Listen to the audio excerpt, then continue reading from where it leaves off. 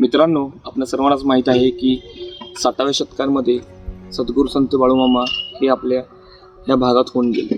बाळूमामांचा अवतार हा जलकल्याणासाठी झाला होता आणि त्यांच्यानंतर देखील त्यांची बकरी ही अविरतपणे सगळीकडे फिरून बाळूमामांच्या श्रद्धेचा आणि बाळूमामांच्या वरती असणाऱ्या भक्तीचा हा प्रसार करत सगळीकडे फिरत असतात.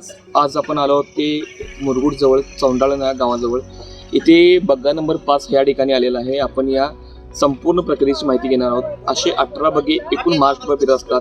पावसाळ्यामध्ये, उन्हाळ्यामध्ये आणि हिवाळ्यामध्ये ह्या सर्व प्रकारचे हे बग्गे, ह्या पालख्या 18 पालख्या महाराष्ट्रभर फिरत असतात. आज ही पालखी चौंडाळमध्ये आलेली आहे आणि आपण काय माहिती आहे किंवा काय याच्याबद्दल माहिती ते आपण घेऊयात.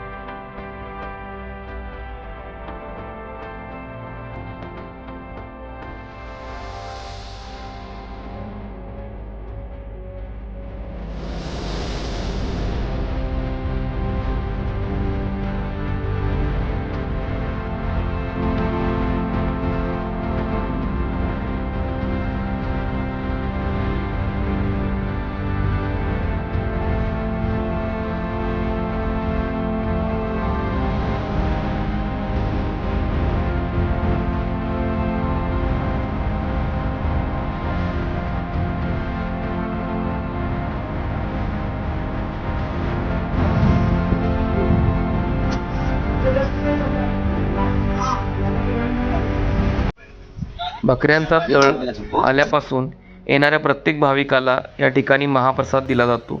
भाविक कितीही संख्येने आली तरी त्यांना या ठिकाणी महाप्रसाद हा कमी पडत नाही. हेच हे वैशिष्ट्य.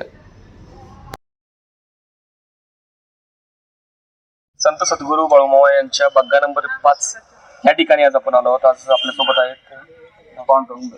पांडुरंग दळवी, जे आपल्याला या बग्ग्याबद्दल आणि ज्या महाराष्ट्रामध्ये 18 बग्गे आहेत त्याबद्दल थोडीफार माहिती देणार. की पहिला मला प्रश्न आज असेल की आता बग्गे किती, आता 18 बग्गे, 18 संख्या, तर त्यामध्ये प्रत्येक बग्ग्यामध्ये मेंढ्यांची संख्या आणि मेंढ्यांची संख्या किती असते? प्रत्येक बग्ग्यात मेंढकी 100 आणि मेंढ्या किती असते? 3000 आसपास. आणि हे आता हे तिन्ही सीझन असतात, म्हणजे तुमचं हिवाळा असेल, पावसाळा असेल, तर उन्हाळा. तर आपल्याला माहिती आहे की हिवाळा आणि उन्हाळ्यामध्ये तर आपल्याला काही अडचण येत नाही. पावसाळ्यात कोणत्या प्रकारची अडचण येते, त्यातून मामा साक्षात कसं तुम्हाला यातून बाहेर काढतात? पावसाळ्यात म्हणजे कसं, ज्या त्या भागात ज्या पावसाची ह्याच्यावर तिथं पाऊस जसा त्या पद्धतीने समजा कुठं गावाच्या देवाच्या ठिकाणी असं म्हणजे सार्वजनिकच्या ठिकाणी म्हणजे करायचं असेल तर त्या ठिकाणी घेऊन बकरी का आपल्याला पावसात त्यांना चारा त्यांनी जावं चला ते थांबून चालत. हो. त्यांची ती उगाने का म्हणा सगळे केले त्याशिवाय.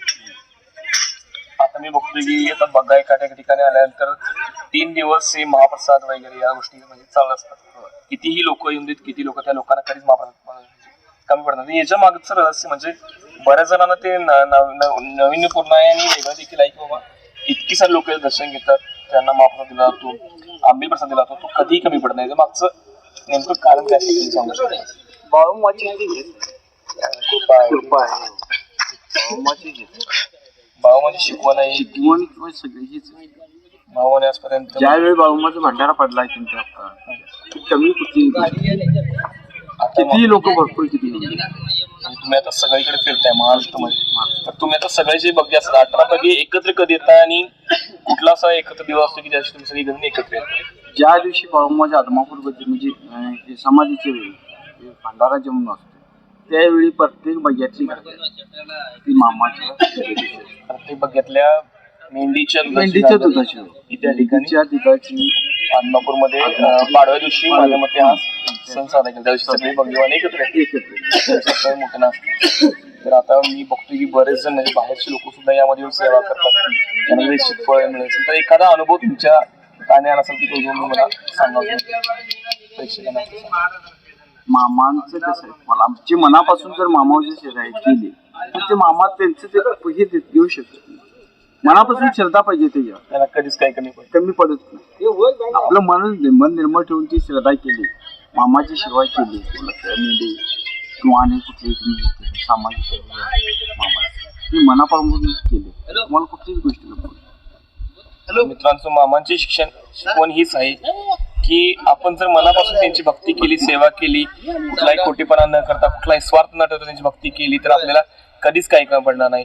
आजपर्यंत महाराष्ट्रामध्ये आणि महाराष्ट्राच्या कर्नाटक भागात बाळूमामा जिथे जिथे घेऊन मेंढी घेऊन फिरले तर त्या ठिकाणी या समाज सुधारणेचाच वारसा आणि समाज सुधारणेचाच धडा या ठिकाणी घेऊन बाळूमामा त्या ठिकाणी सर्वांच्या भेटीसाठी गेले. धन्यवाद. मित्रांनो, बग्गा नंबर 5 या ठिकाणी आज आपण आलो होतो.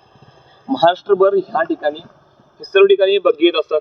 आपल्या जवळच्या परिसरामध्ये बग्गा आला असेल तरच आपण संत श्री बाळूमामांचं दर्शन घेऊन त्यांचा आशीर्वाद घ्या.